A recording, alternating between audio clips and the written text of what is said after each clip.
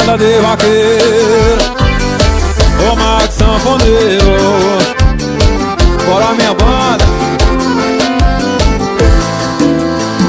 Uma menina me ensinou quase tudo que eu sei.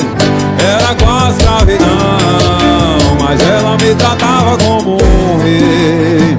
Ela fazia muitos planos, eu só queria estar ali, junto ao lado dela.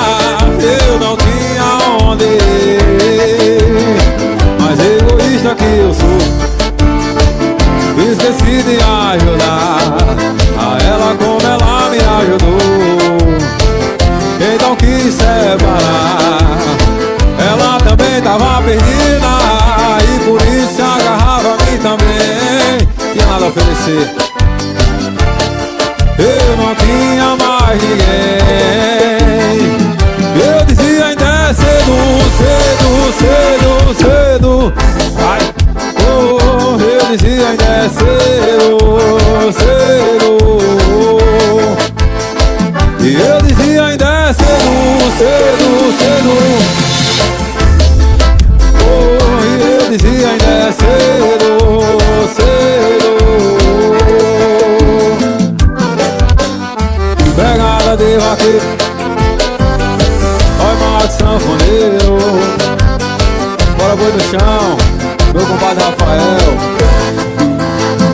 Uma menina me ensinou quase tudo que eu sei. Era quase escravidão, mas ela me tratava como, bora meu amigo. Ela fazia muitos planos, eu só queria estar ali, sempre ao lado dela. Eu não tinha onde ir, mas egoísta que eu sou, esqueci de ajudar a ela como ela me ajudou.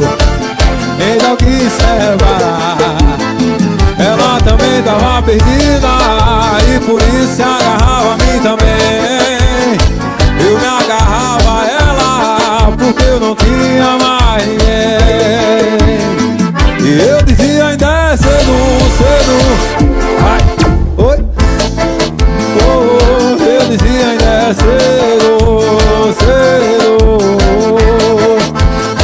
E eu dizia ainda é cedo, cedo, cedo. Cedo, cedo. A ela eu dizia ainda é cedo, cedo. É Max sanfoneiro, oi. Pegada de vaqueiro, e Sérgio